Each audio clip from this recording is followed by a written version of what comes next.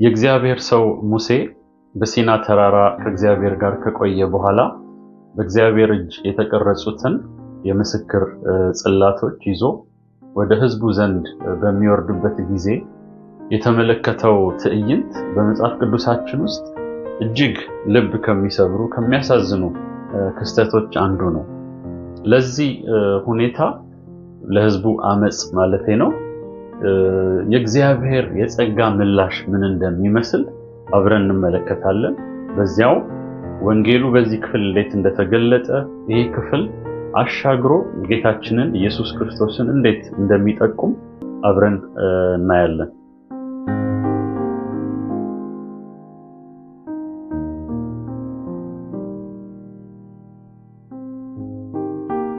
የእግዚአብሔር የአምላካችን ሰላም ለሁላችሁ ይሁን። እንደገና የእግዚአብሔርን ቃል እንድናጠና ይህን እድል ጌታ ስለሰጠን እጅግ አድርገን እግዚአብሔርን እናመሰግናለን። ዛሬ የምንመለከተው ዘጸአት ምዕራፍ 32 እና 33 ነው የሚሆነው። እንደ ሁል ጊዜውም በዚህ ክፍል ቆመን ይሄ የብሉይ ኪዳን ክፍል ወንጌሉን እንዴት እንደሚገልጥ ወይም ደግሞ ጌታ ኢየሱስ ክርስቶስ በዚህ ክፍል እንዴት እንደተገለጠ እንዴት እንደተጠቆመ በአጭሩ ለማየት እንሞክራለን። ምዕራፍ 32 እና 33 በዋናነት የሚናገረው እንግዲህ ከዚህ በፊት እግዚአብሔር ከሕዝቡ ጋር የገባውን ቃል ኪዳን ሕዝቡ በአመጹ ምክንያት ይህንን ቃል ኪዳን እንዴት እንዳፈረሰ እንመለከታለን። ከዛ በኋላ ደግሞ እግዚአብሔር ለሕዝቡ እረኛ አድርጎ የሰጠው ሙሴ በእርሱ ምልጃና በእርሱ ጸሎት በእርሱ ልመና በእግዚአብሔር ደግሞ የምልጃን ተቀባይነት ወይም ደግሞ በእግዚአብሔር መሐሪነት እና ቸርነት እንደገና እግዚአብሔር ለሕዝቡ ራርቶ ይህንን ቃል ኪዳን እንዳደሰ እንመለከታለን። ምዕራፍ 34ን ዛሬ አናየውም። ቃል ኪዳኑ የታደሰበትን ክፍል በሚቀጥለው ነው የምናየው። ነገር ግን ከዛ መለስ ያሉትን ሐሳቦች እንደ እግዚአብሔር ፈቃድ ዛሬ ለማየት እንሞክራለን። ምዕራፍ 32 ቁጥር 1 ሲጀምር እንደዚህ ይላል። ሕዝቡም ሙሴ ከተራራው ሳይወርድ እንደዘገየ ባዩ ጊዜ ወደ አሮን ተሰብስበው ይህ ከግብፅ ምድር ያወጣን ሰው ሙሴ ምን እንደሆነ አናውቅምና ተነስተህ በፊታችን የሚሄዱ አማልክት ስራልን አሉት ይላል። ቁጥር 4 ከእጃቸውም ተቀብሎ በመቅረጫው ቀረጸው፣ ቀልጦ የተሰራ ጥጃም አደረገው። እርሱም እስራኤል ሆይ እነዚህ ከግብፅ ምድር ያወጡ አማልክትህ ናቸው አላቸው ይላል። እንግዲህ በእውነት በጣም የሚያሳዝን ክስተት ነው በዚህ ስፍራ የምንመለከተው።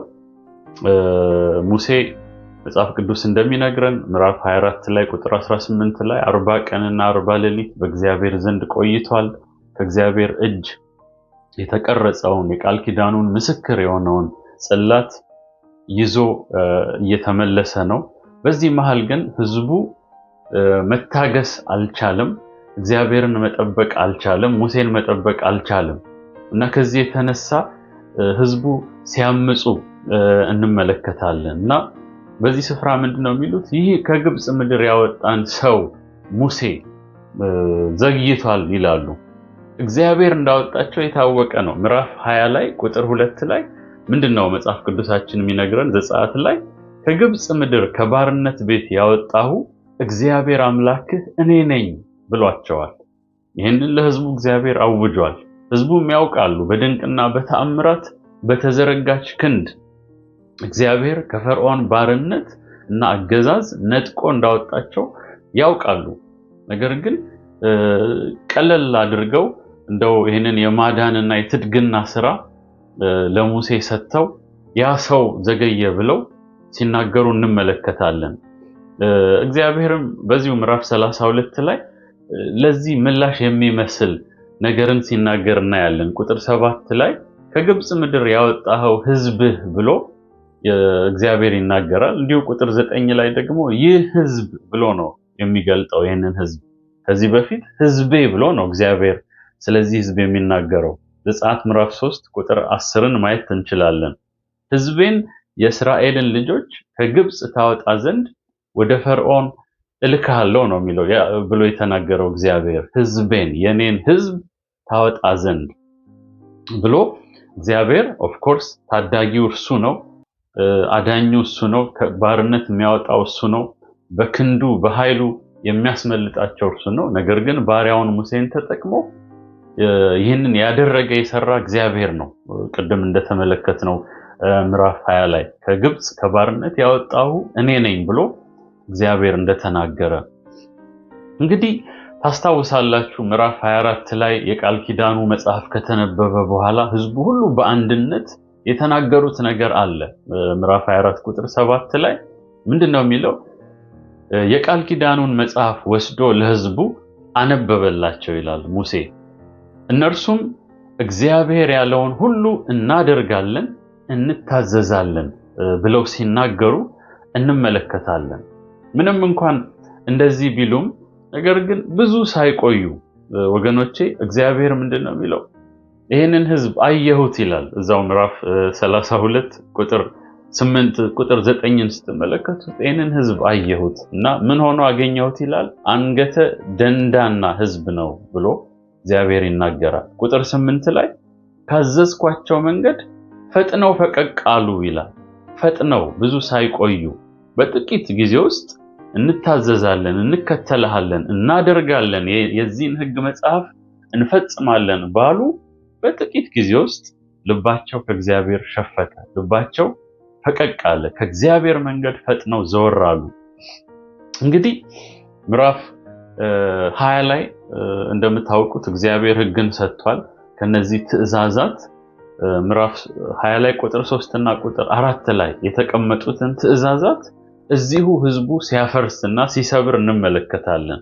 ምንድነው የሚለው? ምዕራፍ 20 ቁጥር 3 ከእኔ በቀር ሌሎች አማልክት አይሁኑልህ ይላል። ቁጥር 4 የተቀረጸ ምስል ለአንተ አታድርግ ይላል። አማልክትን ስራልን አሉ። የእግዚአብሔርን ህዝብ ቃል በዚህ አፈረሱ። ከዚያም ደግሞ አሮን የህዝቡን ድምጽ ሰምቶ ከጥጃ ከወርቅ የተቀረጸ ምስል ሲሰራላቸው እና ህዝቡንም ሲያስት እርሱም ሲበድል እንመለከታለን። ከዚህ በኋላ ነው እንግዲህ የእግዚአብሔር ሰው ሙሴ ወረደ ከእግዚአብሔር ዘንድ። ባየው ነገር እጅግ በጣም አዘነ፣ ልቡ ተሰበረ።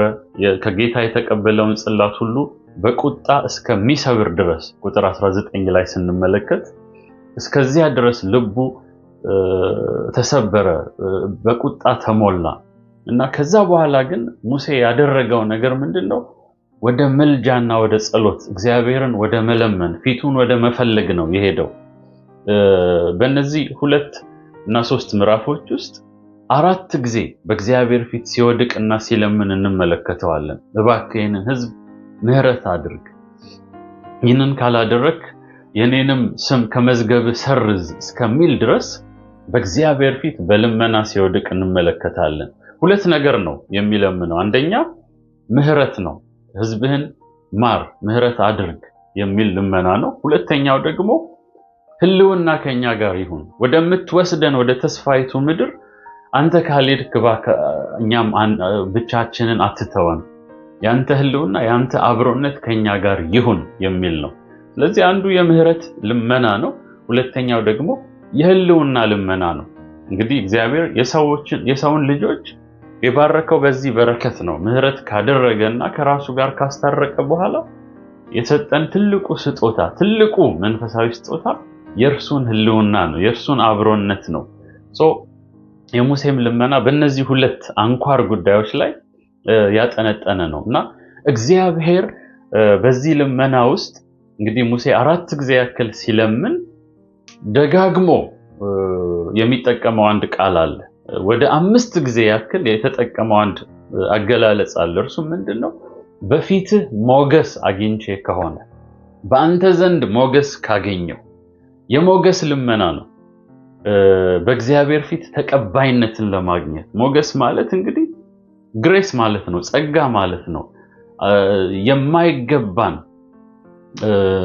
የእግዚአብሔር ቸርነት፣ የእግዚአብሔር ደግነት እኛ እርን ማናደርገው ሰርተን ተግተን ወይም በእኛ መልካምነት ልናገኘው የማንችል ከእግዚአብሔር ዘንድ የሚሰጠን ተቀባይነት ነው። እንዲሁ መለኮታዊ ተቀባይነት፣ እንዲሁ እግዚአብሔር በፊቱ ሞገስ ስናገኝ ወይም በእኛ እንዲሁ ደስ ሲሰኝ ከኛ በሆነ መልካምነት ሳይሆን ግን ከእርሱ በሆነ መልካምነት እና ተቀባይነትን ለማግኘት ሲለምን፣ ጸጋን ለማግኘት ሲለምን እንመለከታለን ሙሴ። እግዚአብሔርም ምዕራፍ 33 ቁጥር 17 ላይ የሚናገረውን እንመልከት። ለዚህ ለሙሴ ልመና የሚሰጠው ምላሽ ምን እንደሆነ እንመልከት። እንደዚህ ይላል፣ እግዚአብሔርም ሙሴን በፊቴ ሞገስ ስላገኘህ በስምህም ስላወቅኩ ይህን ያልከውን ነገር አደርጋለሁ አለው። እግዚአብሔር ይመስገን። በፊቴ ሞገስ ስላገኘህ በስምህም ስላወቅኩ። እግዚአብሔር እንዲሁ ሙሴን ስለተቀበለው፣ በእግዚአብሔር ፊት ሙሴ ተቀባይነትን ስላገኘ፣ እንዲሁም ደግሞ በስምህ ስላወቅኩ ይለዋል። ስም ማለት ማንነት ነው። በመጽሐፍ ቅዱሳችን የእግዚአብሔር ስም ሲባል ወይም ደግሞ ስም የሚለው ቃል በብዛት የሚገባበት ኮንቴክስት ማንነትን ለመግለጽ ነውና ስላወቅኩ፣ አንተን ስላወቅኩ፣ ፐርሰናሊ ኢንቲሜትሊ በቅርብ ስላወቅኩ የጠየከኝን ነገር አደርጋለሁ ብሎ እግዚአብሔር ሲናገር እንመለከታለን። እንግዲህ እግዚአብሔር የሙሴን የሞገስ ልመና፣ የሙሴን የጸጋ ልመና ሰምቶ ከእግዚአብሔር ጸጋ የተነሳ ከእግዚአብሔር መልካምነት የተነሳ ለዚህ ጸሎት በጎ ምላሽ ሲሰጥ እናያለን። ስለዚህ ምን ማለቱ ነው? እግዚአብሔር ከሞገሴ የተነሳ ከጸጋዬ የተነሳ ምህረት ለዚህ ሕዝብ አደርጋለሁ አንደኛ፣ ሁለተኛ ደግሞ አብሮነቴም ከናንተ ጋር ይሆናል። ወደ ተስፋይቱ ምድር አብሬያችሁ እጓዛለሁ፣ ህልውናዬ አይለያችሁም ማለት ነው። ይህን ግን የሚያደርገው እግዚአብሔር ሕዝቡ መልካም ስለሆነ አይደለም። ይሄ ሕዝብ አንገተ ደንዳና ነው፣ ልበ ደንዳና ሕዝብ ነው። ፈጥኖ ከእግዚአብሔር መንገድ ፈቀቅ የሚል ነው። ይሄ ሕዝብ እንደ ጠማማ ቀስት የሆነ ሕዝብ ነው። እግዚአብሔር ላየለት ዓላማ እግዚአብሔር ይህንን ሕዝብ ታርጌት አድርጎ ለላከው ዓላማ የማይመች ተጣሞ የሚወድቅ ሕዝብ ነው። ነገር ግን እግዚአብሔር ከምሕረቱ የተነሳ ከቸርነቱ የተነሳ እግዚአብሔር መሐሪ ልብ ስላለው እንዲሁም ደግሞ እግዚአብሔር የሕዝቡን መልጃ የሕዝቡን ልመና የሚሰማ አምላክ ስለሆነ ከእርሱ በሆነ በጎነትና ከእርሱ በሆነ ጸጋ ከእግዚአብሔር በሆነ ሞገስ ለሕዝቡ ሲራራ እንመለከታለን። እግዚአብሔር አምላክ የተመሰገነ ይሁን። እንግዲህ እግዚአብሔር አምላክ የሕዝቡን መሪ የሙሴን ምልጃና ጸሎት ሰምቶ ሕዝቡን ሲያድን፣ ለሕዝቡ ምሕረት ሲያደርግ፣ እንዲሁም ከሕዝቡ ጋር ደግሞ አብሮ ለመሆን ቸርነትን ሲያሳይ እንመለከታለን። ነገር ግን ዓላማችን ይሄንን አይተን እዚህ ጋር ለማቆም አይደለም። ነገር ግን በሙሴ ሕይወትና አገልግሎት የተጠቆመውን ክርስቶስ ኢየሱስን ደግሞ ለማየት ነው። መጽሐፍ ቅዱሳችን በዕብራውያን ምዕራፍ 3 ከቁጥር 1 እስከ 6 ያለውን እናንተ ረጋ ብላችሁ ታነቡታላችሁ፣ ወይም ቪዲዮውን ፖዝ አድርጋችሁ ማንበብ ትችላላችሁ። ያንን ክፍል ስንመለከት ሙሴ ሊመጣ ያለውን ሊመሰክር የተጠራ የእግዚአብሔር አገልጋይ መሆኑን በዛ ክፍል እንመለከታለን። ቁጥር 1ን ብቻ ላንብበው። ምዕራፍ 3 ቁጥር 1 እንደዚህ ይላል፣ ስለዚህ ከሰማያዊ ጥሪ ተካፋዮች የሆናችሁ ቅዱሳን ወንድሞች ሆይ የሃይማኖታችንን ሐዋርያና ሊቀ ካህናት ኢየሱስ ክርስቶስን ተመልከቱ ይላል። ስለዚህ ብሎ ሲናገር እንግዲህ ከኋላ ምዕራፍ 1ና ምዕራፍ 2 ላይ የጠቀሳቸው እውነታዎች አሉ። በዛ ላይ ተንተርሶ ነው ስለዚህ ብሎ የሚናገረው። በዋናነት ምን ማለቱ ነው? ስለዚህ ሲል ኢየሱስ ክርስቶስ ከሁሉ የላቀ ነው። ኢየሱስ ክርስቶስ ስጋን እና ደምን ከልጆቹ ተካፍሎ ወይም የገዛ ወንድሞቹን መስሎ በዚያ ምዕራፍ 2 ስትመለከቱ የአብርሃም ዘር ሆኖ ኢየሱስ ክርስቶስ እንደመጣ ስጋን መልበስ እንዳስፈለገው ለምን ሊቀ ካህናት ይሆንልን ዘንድ የታመነ ሊቀ ካህናት ይሆንልን ዘንድ ተፈትኖ መከራን የተቀበለ የሚፈተኑትን ሊረዳ የሚችል የታመነ ሊቀ ካህናታችን ኢየሱስ ክርስቶስ እንደሆነ በዚያ ስፍራ ይናገራል። እግዚአብሔር የተመሰገነ ይሁን። እንግዲህ ይህንን ካለ በኋላ የሃይማኖታችንን ሐዋርያ እና ሊቀ ካህናት እርሱን እንመልከት ይላል። ሐዋርያ ማለት የተላከ ማለት ነው። ከእግዚአብሔር ዘንድ የፍቅርን መልእክት ይዞ የመጣ ፍቅር የተገለጠበት መድኃኒታችን ኢየሱስ ክርስቶስ ነው። ስለዚህ የመጀመሪያው ታላቁ ሐዋርያ ኢየሱስ ክርስቶስ ነው። በእርግጥ ሐዋርያ ብለን አንጠራውም። እርሱ ከስሞች ሁሉ በላይ ስም የተሰጠው ነው። መጽሐፍ ቅዱስ እንደሚነግረን የጌቶች ጌታ ነው። ምላስ ሁሉ ጌታ እንደሆነ የሚመሰክርለት፣ ጉልበት ሁሉ የሚንበረከክለት፣ የነገስታት ንጉስ፣ የጌቶች ጌታ፣ ዓለማት ሁሉ በእርሱ የተፈጠሩበት እግዚአብሔር ወልድ ነው። ነገር ግን ሐዋርያ ሆኖ መጥቷል። እንዲሁም ደግሞ ሐዋርያ ብቻ አይደለም የሚለው ሊቀ ካህናት ኢየሱስ ክርስቶስ እርሱን ተመልከቱ።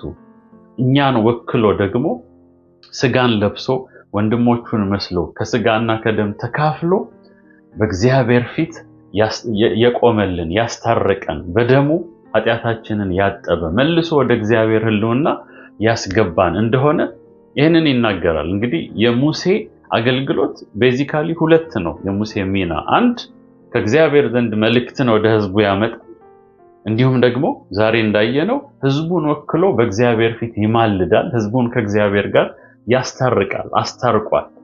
ይህንን ሁለት ሚና ኢየሱስ ክርስቶስ ደግሞ በከበረ ሁኔታ ፍጹም በሆነ ሁኔታ ፈጽሞታል። እንግዲህ ዕብራውያን 3 ከ1 እስከ 6 ስናነብ የሙሴን አገልግሎትና የኢየሱስን አገልግሎት ነው የሚያነጻጽረው። ምክንያቱም ሁለቱም ህዝቡን እንዲመሩ እግዚአብሔር የላካቸው ናቸው ሁለቱም። ነገር ግን ልዩነት አላቸው። አንደኛው ሙሴ እንደ አገልጋይ ወይም እንደ ሎሌ የታመነ ነበር። በእግዚአብሔር ህዝብ ላይ ታማኝ አገልጋይ፣ ታማኝ ሎሌ ነበረ። ኢየሱስ ክርስቶስ ግን ለሾመው ለእግዚአብሔር እንደ ልጅ ታማኝ ነበረ። እግዚአብሔር የተመሰገነ ይሁን። ይህም ብቻ አይደለም። ሙሴ የቤቱ ወይም የእግዚአብሔር ህዝብ አካል ነው። የእግዚአብሔር ህዝብ አንድ ከህዝቡ መካከል እንደ አንድ ህዝብ ነው። ኢየሱስ ክርስቶስ ግን ህዝቡን የሰራው፣ ህዝቡን የፈጠረው፣ ይሄንን ህዝብ የመሰረተው ራሱ ኢየሱስ ክርስቶስ ነው። ስለዚህ በዚህ ምክንያት የሚበልጥ ክብር የተገባው እንደሆነ በዚህ ክፍል ላይ ይናገራል። ያም ብቻ አይደለም። ሙሴ ወደፊት ለሚሆነው የሚመሰክር ወይም የሚጠቁም እንደሆነ ይናገራል በዚህ ክፍል ላይ። ስለዚህ ኢየሱስ ክርስቶስ ሙሴ ከዘመናት በፊት ተገልጦ የመሰከረለት፣ በህይወቱና በአገልግሎቱ ሙሴ የጠቆመው፣ ያንን ሁሉ በሙላት የፈጸመ ኢየሱስ ክርስቶስ ነው።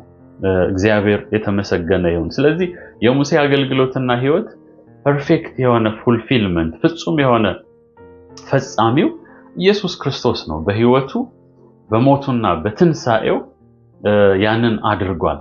እግዚአብሔር የተመሰገነ ይሁን። ሙሴ ህዝቡን ከፈርዖን ባርነት ነፃ አውጥቶ ወደ ተስፋይቱ ምድር መርቷል።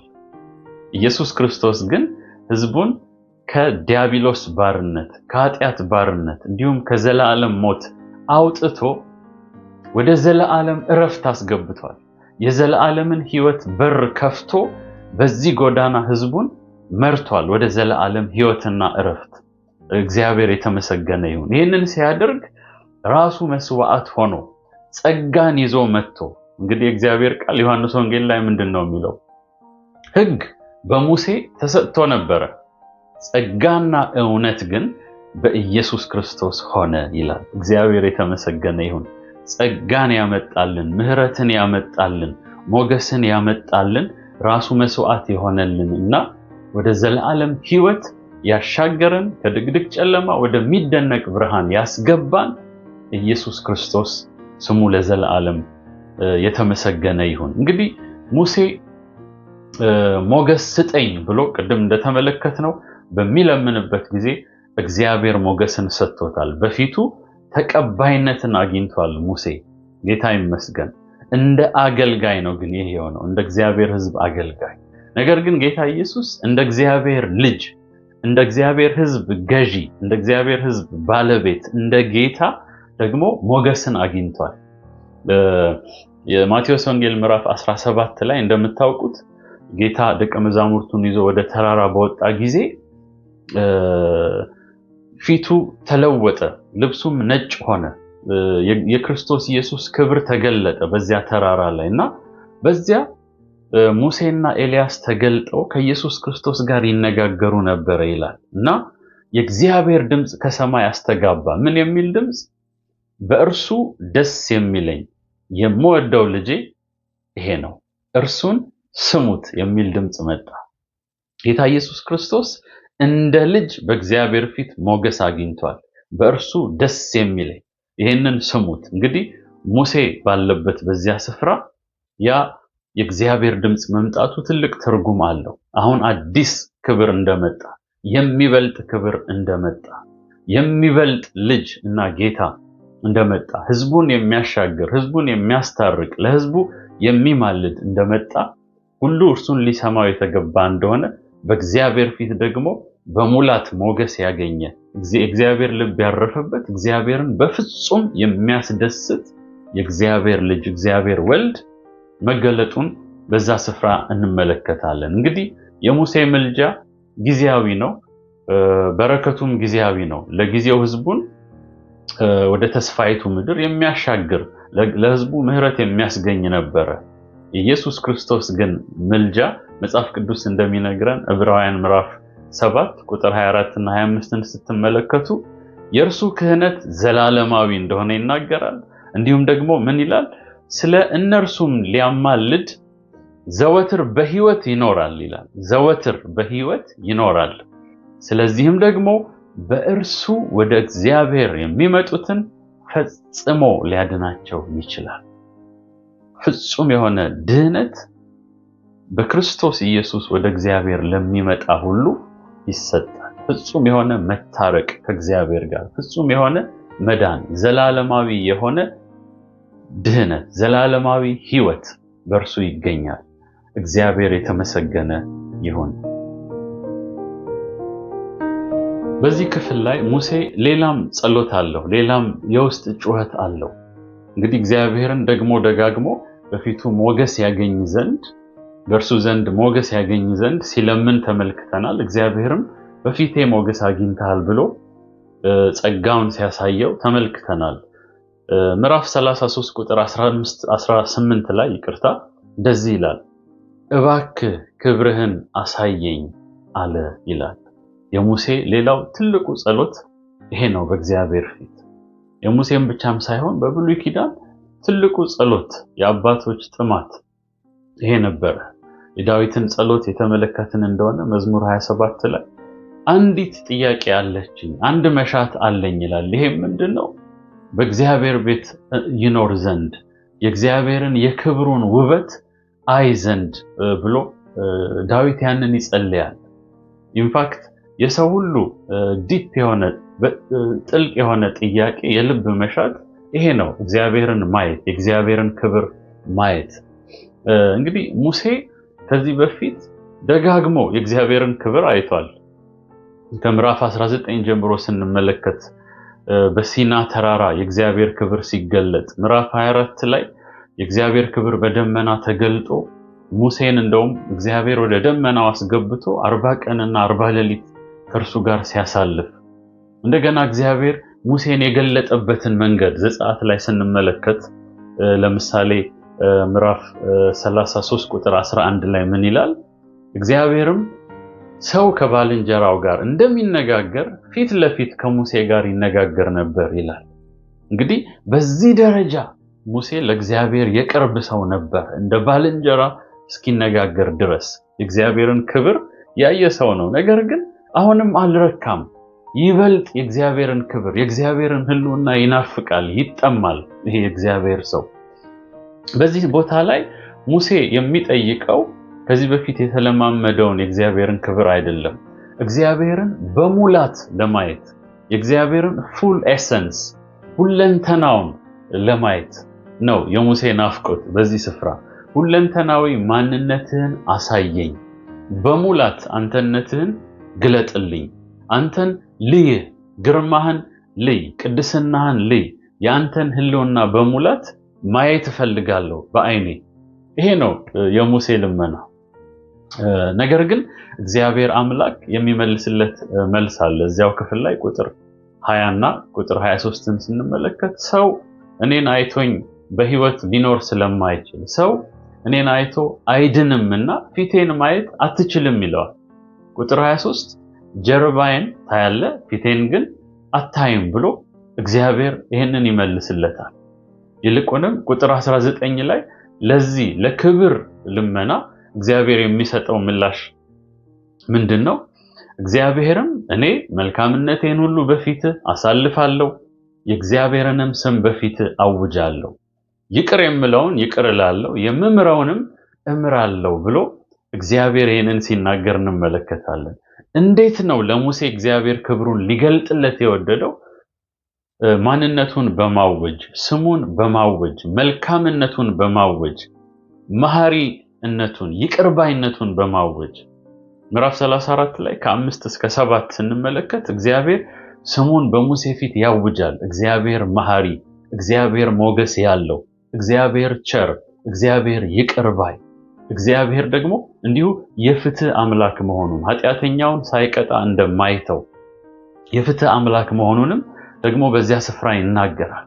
እና መልካምነቱን፣ መሐሪነቱን፣ ቸርነቱን፣ ደግነቱን በማወጅ እግዚአብሔር ክብሩን ለሙሴ ሲገልጥለት እንመለከታለን። ነገር ግን በሙላት የእግዚአብሔርን ማንነት ሊያይ እንደማይችል የሙሴ ማንነት ሰውነት ሊቋቋም ስለማይችል እግዚአብሔር ያንን ሲከለክለው ይልቁንም ጀርባዬን ታያለ። ያ ጀርባዬን ታያለ ማለት ሙሴ እግዚአብሔርን ጀርባ አየ ማለት ሳይሆን በከፊል የእግዚአብሔርን ማንነት የእግዚአብሔርን ስም ሲታወጅ ማየቱን ለመግለጥ ነው። እግዚአብሔር የተመሰገነ ይሁን። ስለዚህ በወቅቱ የተመለሰለት የሙሴ ጥያቄ በዚህ መልኩ ነው። የጌታን መልካምነት፣ የጌታን ስም፣ የጌታን መሐሪነት ከእግዚአብሔር ዘንድ ሰማ።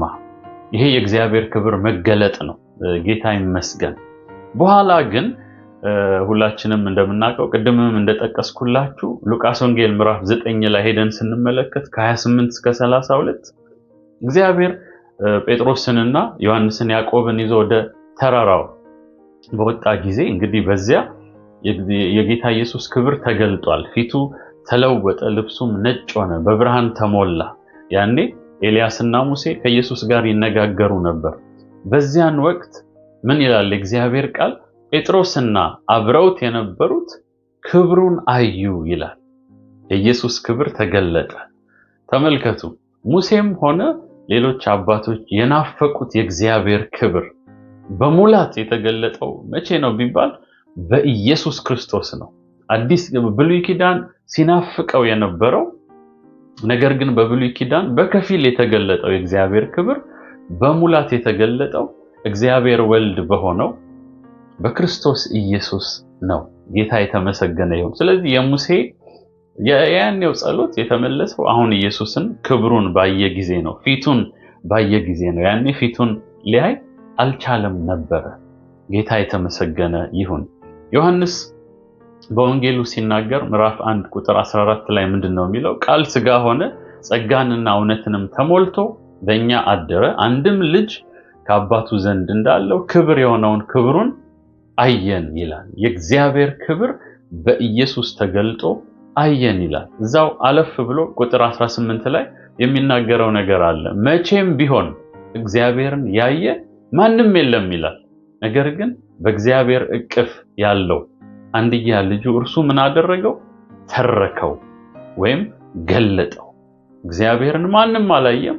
ነገር ግን መቼ ነው እግዚአብሔርን ማየት የቻልነው? ኢየሱስ ክርስቶስ ሲገለጥ በኢየሱስ ክርስቶስ ላይ የእግዚአብሔርን ክብር አየን፣ የእግዚአብሔርን ማንነት አየን። ዮሐንስ ሲናገር ምዕራፍ 14 ላይ ፊልጶስ አንድ ጥያቄ ይጠይቃል። ጌታ ሆይ ይለዋል ኢየሱስን፣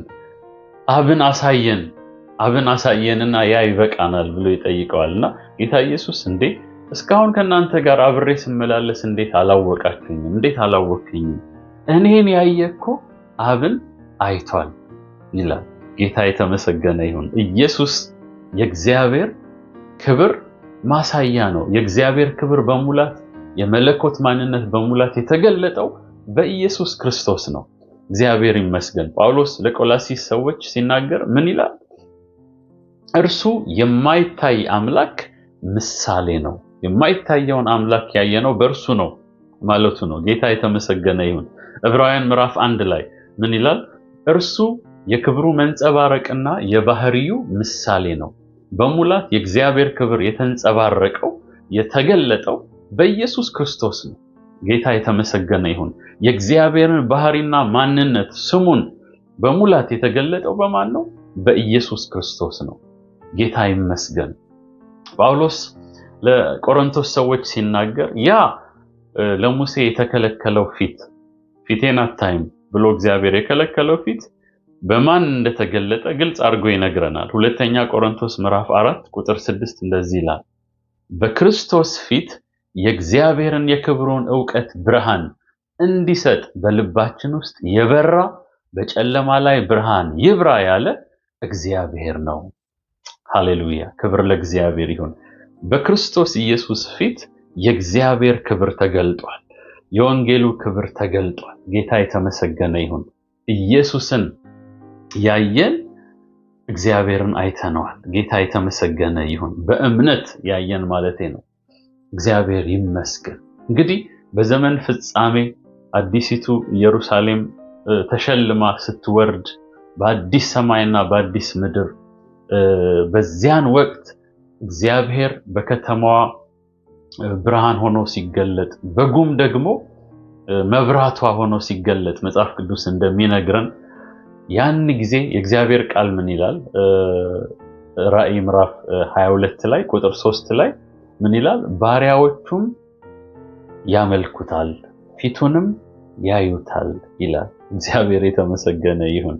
እነ ሙሴ የናፈቁት የእግዚአብሔር ፊት፣ በክርስቶስ ኢየሱስ የተገለጠው የእግዚአብሔር ክብር አሁን እንግዲህ እንደ መስታወት እንደሚሆን በከፊል የምናየው ቆሮንቶስ ላይ እንደሚነግረን በከፊል የምናየው ያ ክብር በሙላት ደግሞ የምናይበት ጊዜ እንግዲህ አሁን ልናየው ያልቻልንበት ይህን ያልከበረ ስጋ ስለለበስን የጌታን ክብር አይተን መቋቋም ስለማንችል ሙሴ ሊቋቋም እንዳልቻለ ሁሉ በሙላት ልናየው አንችልም። በክርስቶስ ኢየሱስ እግዚአብሔር ክብሩን ገልጦልናል። ደግሞ ፊት ለፊት ያዩታል ተብሎ እንደተጻፈ በከበረው ማንነት በአዲሱ ማንነት ስንነሳ ከኢየሱስ ጋር አብረን ስንነግስ በዚያች በአዲሲቱ ከተማ ንጉሳችንን ፊት ለፊት እናየዋለን። እግዚአብሔር የተመሰገነ ይሁን። ያ ዘመን ከፊታችን አለ። አሁን በእምነት በክርስቶስ ኢየሱስ አይተነዋል። በክርስቶስ ኢየሱስ በሙላት እግዚአብሔር ክብሩን ገልጧል። ያኔ ደግሞ ፊት ለፊት እናየዋለን። በዚህ ልጨርስ። እግዚአብሔር ክብሩን እንዴት ነው የሚገልጠው? እንዴት ነው የሚያሳየው? በብሉይ ኪዳን እንዴት አሳየ ስንል እንግዲህ ቅድም እንዳየነው እግዚአብሔር ሕዝቡን ምህረት በማድረግ መሐሪ ማንነቱን፣ ቸር እና ይቅርባይ ማንነቱን፣ ሞገስ ያለው ማንነቱን ለሕዝቡ በመግለጥ ሊማሩ የማይገባቸውን አንገተ ደንዳና የሆኑትን እጅግ ኃጢአተኛ የሆኑትን ፈጥነው ከእግዚአብሔር የሚሸሹትን አመፀኞችን ይቅር በማለት ለነሱ ምህረት በመስጠት ሞገሱን ለነሱ በመስጠት ክብሩን ገልጧል። መዝሙር 106 ሲናገር እግዚአብሔር ለምንድን ነው ሕዝቡን የማረው የሚለውን ነገር የመዝሙር 106 ጸሐፊ ሲናገር እንደዚህ ይላል፣ ኃይሉን ግን ለማስታወቅ ስለ ስሙ አዳናቸው ይላል። ስለ ስሙ ስለ ክብሩ አዳናቸው፣ ስለ ማንነቱ ታላቅነቱን ያሳይ ዘንድ እግዚአብሔር አዳናቸው። በዚህ ምክንያት ከእርሱ በሆነ ሞገስ አዳናቸው። ስለዚህ ምን ብሎ ይለምናል የመዝሙር 106 ጸሐፊ? በዚህ የብሔራዊ የልመና የምልጃ ክፍል ነው መዝሙር 106 እና ታሪክን ከኋላ ይጠቅስና እግዚአብሔር ሕዝቡን የማረው ኃይሉን ለመግለጥ ነው፣ ስለ ስሙ ነው ካለ በኋላ ምን ይላል? ቁጥር 47 ላይ አምላካችን እግዚአብሔር ሆይ አድነን፣ ቅዱስ ስምህንም እናመሰግን ዘንድ ይላል። ምስጋናን ላንተ እናመጣ ዘንድ፣ ስለ ቅዱስ ስምህ ክብር እናመጣ ዘንድ ምን አድርገን? አድነን። እግዚአብሔር በመማር ምህረት በማድረግ ሕዝቡን በመታደግ በማደን ሞገሱን በመግለጥ ክብሩን ገልጧል፣ ክብሩን አሳይቷል። ለሙሴም የሰጠው ኢሚዲየት ምላሽ ያ ነው። ክብርን አሳየኝ ሲለው እግዚአብሔር መሐሪ፣ እግዚአብሔር ቸር የሚለውን ስሙን በማወጅ መልካምነቱን በማወጅ ክብሩን ገልጧል። ዛሬስ እንዴት ነው እግዚአብሔር ክብሩን የሚገልጠው ስንል እንግዲህ ገና ኃጢአተኞች ሳለን ይላል አይደል? ሮሜ ምዕራፍ 5 ላይ ቁጥር 8 ገና ኃጢአተኞች ሳለን በክርስቶስ ኢየሱስ እግዚአብሔር ለኛ ያለውን ፍቅር ገለጠ። ምህረት የማይገባን ሳለን ዲዘርቭ ሳናደርግ መልካምነት በእኛ ሳይገኝ በክርስቶስ ኢየሱስ የመስቀል ሥራ ጥልቅ የሆነ ፍቅሩንና ምህረቱን ጌታ ገለጠልን እና ለምንድን ነው ያዳነን? ይህን ጥያቄ መልሰን እንጨርሳለን። የኤፌሶን መልእክት በጣም ከመወዳቸው መልእክቶች አንዱ ነውና ይህንን ጥያቄ በጣም በግሩም መልኩ ይመልስልናል። ለምንድን ነው እግዚአብሔር የመረጠን? ለምን ዓለም ሳይፈጠር በፊት ከዘመናት በፊት ለምን መረጠን? ለምን ልጆቹ እንድንሆን ወሰነን? ኤፌሶን ምዕራፍ 1 ቁጥር 6 ይመልስልናል። እንደዚህ ይላል፣ የጸጋው ክብር ይመሰገን ዘንድ ይህን አደረገ። ጌታ ይመስገን። እንቀጥል። እዚያው ምዕራፍ ላይ ለምን ርስትን ተቀበልን? በክርስቶስ ኢየሱስ ለምን የዘላለምን ርስት የከበረውን ርስት ተቀበልን? ምዕራፍ 1 ቁጥር 12 ይመልስልናል። እኛ ለክብሩ ምስጋና እንሆን ዘንድ ይላል። እግዚአብሔር የተመሰገነ ይሁን። እንቀጥል። ለምንድን ነው በተስፋው መንፈስ በመንፈስ ቅዱስ የተሞላ ነው የታተም ነው? ለምንድን ነው የርስታችን መያዣ ዋስትና ይሆን ዘንድ የልጅነታችን መታወቂያ ዋስትናችን ይሆን ዘንድ ለምን መንፈስ ቅዱስን ተቀበልን? ለምን ለዚህ በከበረ በተስፋ መንፈስ ታተምን ስንል ኤፌሶን ምዕራፍ 1 ቁጥር 14 ምን ይላል? ይህም ለክብሩ ምስጋና ይሆናል ይላል። እግዚአብሔር ይመስገን። ለምንድን ነው ጌታ እግዚአብሔር አምላክ ከክርስቶስ ጋር ከሞት ያነሳን? ለምን በአብ ቀኝ በሰማያዊ ስፍራ አስቀመጠን ስንል ኤፌሶን ምዕራፍ 2 ቁጥር 6 እና 7 ይመልስልናል። የጸጋውን ባለጠግነት ያሳይ ዘንድ እግዚአብሔር እጅግ የከበረ አምላክ እጅግ ባለጸጋ እንደሆነ የዚህን የጸጋውን ባለጠግነት ያሳይ ዘንድ ክብሩን ያሳይ ዘንድ አዳነን። እግዚአብሔር የተመሰገነ ይሁን። ስለዚህ እንዴት ነው እግዚአብሔር ክብሩን የሚያሳየው ያለን እንደሆነ በክርስቶስ ኢየሱስ የመስቀል መስዋዕትነት አዳነን። ክብር ለኢየሱስ ይሁን። ኃጢአታችንን አጠበልን። ከዛ በኋላ ደግሞ ወደ እርሱ አመጣን። በህልውናው ባረከን፣ ወደ ቤቱ አስገባን። እግዚአብሔር የተመሰገነ ይሁን። ከዚህ በኋላ ደግሞ የእሱን ክብር እያሳየን እንድንኖር እርሱ ምን አደረገን?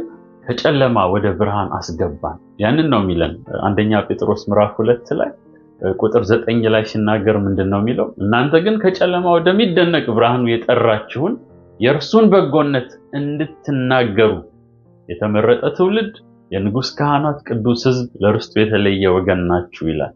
የእርሱን ኤክሰለንሲስ፣ የእሱን ቨርቹ፣ የእሱን ክብርና መልካምነት በአንደበትም በሕይወትም እንድናውጅ መዳናችን ብቻ የእግዚአብሔር ክብር መገለጫ ነው። እንዴት እንደዚህ ያሉ የወደቁ ሰዎችን እግዚአብሔር ወልድ ከሰማየ ሰማያት ወርዶ አዳነ።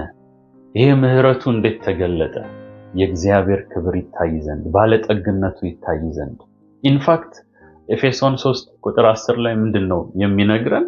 ቤተክርስቲያን ምን እንደሆነች ይናገራል። የእግዚአብሔር ጥበብ ልዩ ልዩ የሆነ የእግዚአብሔር ጥበብ በቤተክርስቲያን በኩል ይገለጣል ይላል። በሰማያዊ ስፍራ ላሉ አለቆችና ስልጣናት፣ ለመናፍስት፣ ለመላእክት፣ ለሁሉ የእግዚአብሔር ጥበብ የሚገለጠው በማን ነው?